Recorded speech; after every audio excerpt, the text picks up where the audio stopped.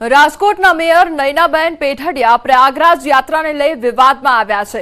લોકોના રૂપે મેયરે આસ્થાની ડૂબકી લગાવી તો મેયર 1 કિલોમીટર દીઠ માત્ર 2 રૂપિયા ચૂકવી સરકારી ગાડીમાં પ્રયાગરાજ મહાકુંભમાં પહોંચ્યા। સ્ટેન્ડિંગ કમિટીમાં ઠરાવ મુજબ મેયર જો સરકારી ગાડી લઈ ગુજરાત બહાર પ્રવાસ કરે તો 2 રૂપિયા પ્રતિ કિલોમીટર ચૂકવવાના હોય છે, જ્યારે ગાડીનું સામાન્ય ભાડું 18 થી 20 રૂપિયા પ્રતિ કિલોમીટર છે।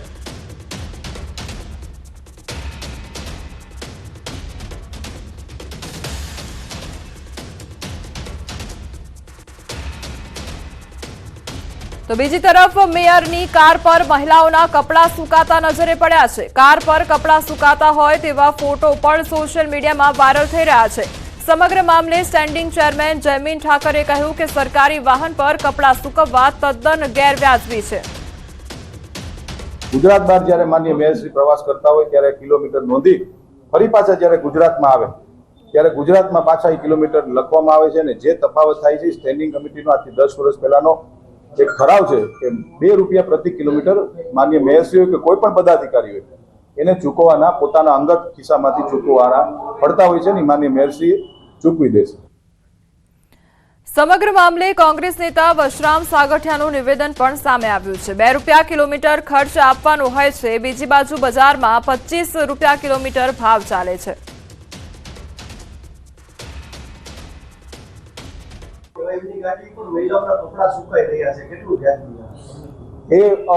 गैरव्याजबी बात है, हूँ स्वीकारू छूं। गैरव्याजबी बात न थवुं जोईए, कारण के गाड़ी सरकारी गाड़ी होय छे ने सरकारी गाड़ीनो उपयोग आ प्रकारे थाय ए न थवो जोईए। आपनी वात साथे हूँ व्यक्तिगत स्वरूपमां हूँ स्वीकारू छूं, न थवुं जोईए। राजकोट शहेरना मेयर छे ते फरी एक वखत विवादमां આવ્યા છે ને। આ વખતે વિવાદનું કારણ છે તેમના દ્વારા જે કુંભ મેળામાં જે સ્નાન કરવામાં આવ્યું છે, આ સ્નાન આમ તો પવિત્ર ગણાય છે, પરંતુ ક્યાંક પ્રજાના પૈસા સ્નાન થતો હોય તેવું પણ સામે આવી રહ્યું છે। હાલ આપણી સાથે વિપક્ષી નેતા છે વસરામભાઈ।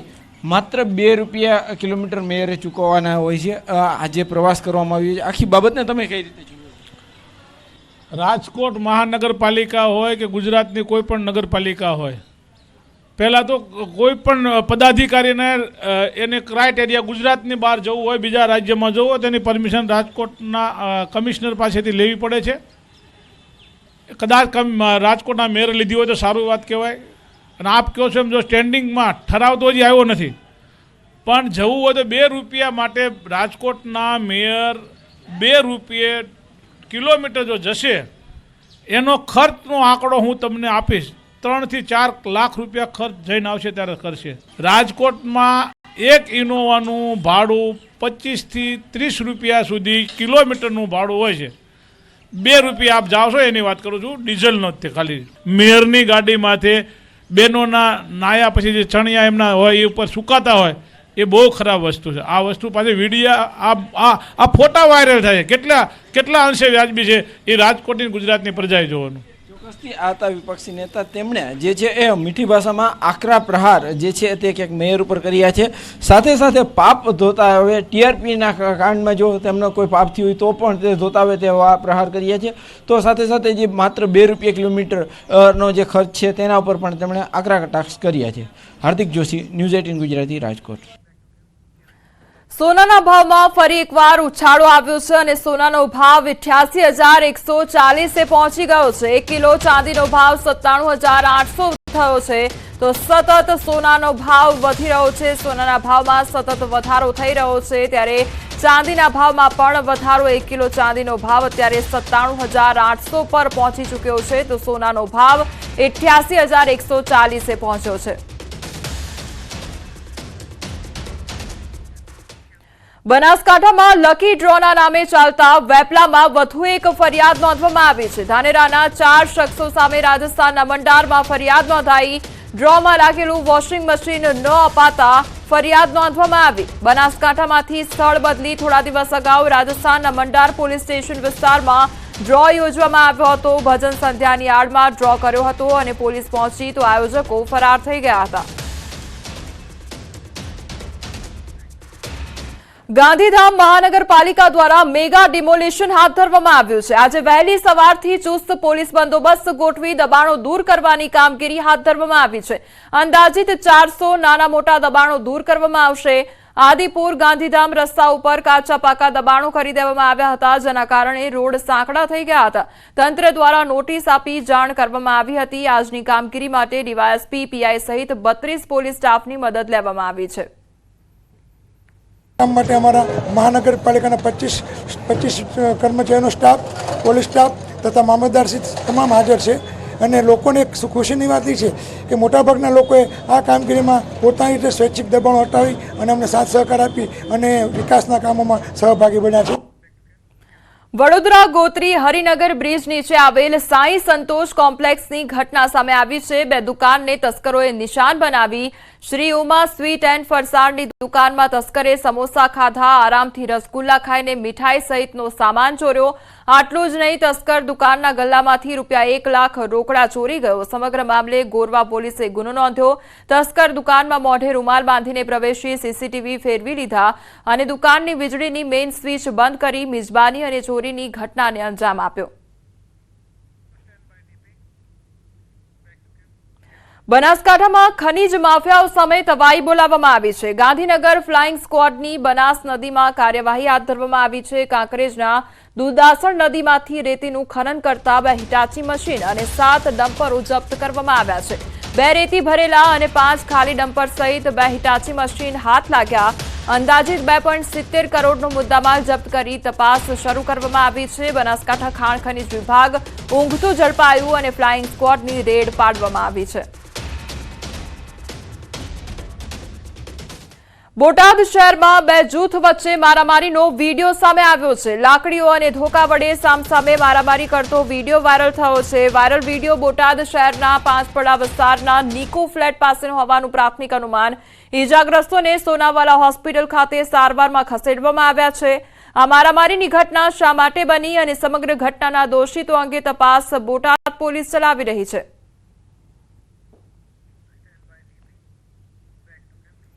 રાજકોટના કુવાડવામાં ફાયરિંગ કરનારની ધરપકડ કરવામાં આવી છે. કુવાડવામાં ગોડાઉનની છત પરથી ફાયરિંગ કરતો વિડીયો વાયરલ થયો હતો. પોલીસે વિડીયોના આધારે નવાગામના મફતિયાપરામાં રહેતા અજય ઉર્ફે અજુ ઝાપડા નામના આરોપીની ધરપકડ કરી. આરોપીએ પોતાના પરવાનાવાળા હથિયારમાંથી 5 રાઉન્ડ હવામાં ફાયર કર્યા હોવાનું સામે આવ્યું. હાલ કુવાડવા પોલીસે આરોપીની ધરપકડ કરી કાર્યવાહી હાથ ધરી છે.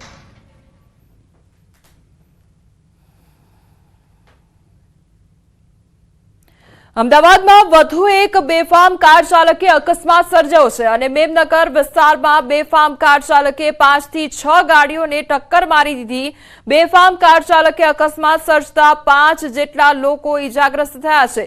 GJ1WA 5408 નંબરની અર્ટિગા કાર ચાલકે લોકોને ઉડાવ્યા અને સ્થાનિકોએ ઈજાગ્રસ્તોને સારવાર માટે હોસ્પિટલ ખસેડ્યો. કાર ચાલક દારૂમાં નશામાં હોવાથી અકસ્માત સર્જ્યો હોવાનો સ્થાનિકોનો આરોપ છે. તો પોલીસે કાર ચાલકને ઝડપી પોલીસ સ્ટેશન લઈ ગયા છે.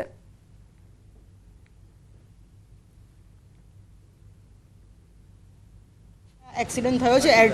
અર્ટિગા ગાડી છે. ચિંતન પરીખ નામનો યુવક એને ચલાવી રહ્યો હતો. અહીંયા પાર્ક કરેલી 3 ગાડીઓ, 3 ટુ વ્હીલર જે ચાલુ હતા અને 2 રાહદારીઓ, આટલાને એમણે હડફેટે લીધા છે. ગાડીની સ્પીડ કેટલી હતી, આરોપીએ પીધેલ હતો કે નહીં અને ગાડીની સ્પીડ વધતા એક્સિડન્ટ કઈ રીતે થયો છે એની પણ સીસીટીવી ફૂટેજ લેવાનો પ્રયત્ન કરી રહ્યા છીએ. ચિંતન પરીખને હાલ ઇન્ટ્રોગેશનમાં લઈ લીધો છે આપણે અને સ્પીડનો પણ ખ્યાલ આવી જશે. એનો આલ્કોહોલનો ટેસ્ટ પણ અમે કરાવી લઈશું અને બાકીની જે કંઈ તપાસ છે અત્યારે હાલ અમે કરી રહ્યા છીએ. હોસ્પિટલમાંથી અને બધે તપાસ કરતાં હાલ તો 4 ઇન્જર્ડનું અમને માલુમ પડ્યું છે.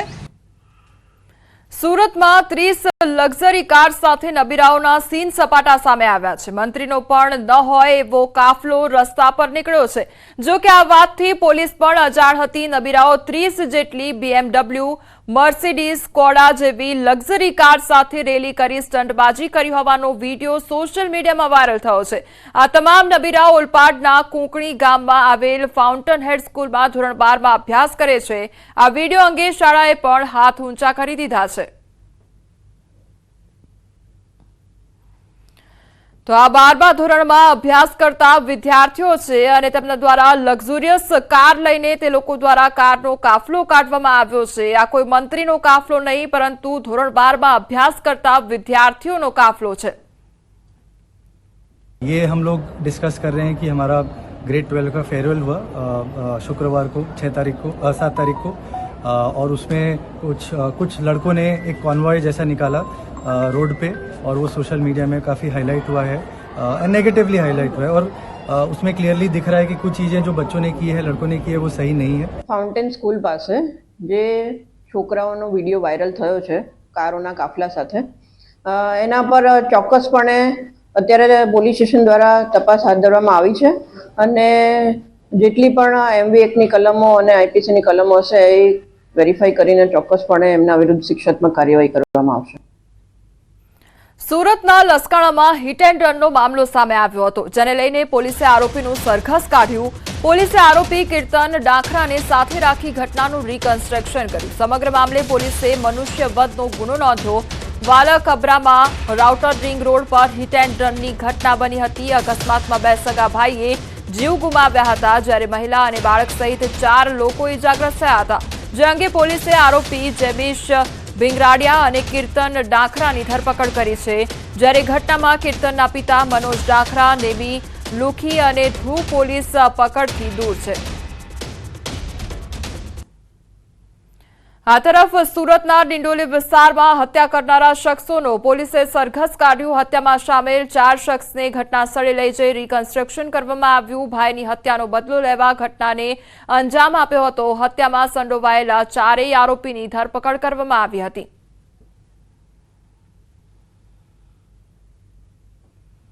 તો આરોપીઓનું સરઘસ કાઢવામાં આવ્યું છે. સુરતના આ દ્રશ્યો કે જ્યાં 4 આરોપીની ધરપકડ કરવામાં આવી અને ત્યારબાદ જે સરઘસ છે તે કાઢવામાં આવ્યું. હિટ એન્ડ રનની ઘટનામાં જે અકસ્માત સર્જ્યો હતો તે આરોપીઓનું પણ સરઘસ કાઢવામાં આવ્યું. આ સાથે જે હત્યાનો બનાવ સામે આવ્યો હતો સુરત વિસ્તારમાં, તે આરોપીઓનું પણ સરઘસ કાઢવામાં આવ્યું છે.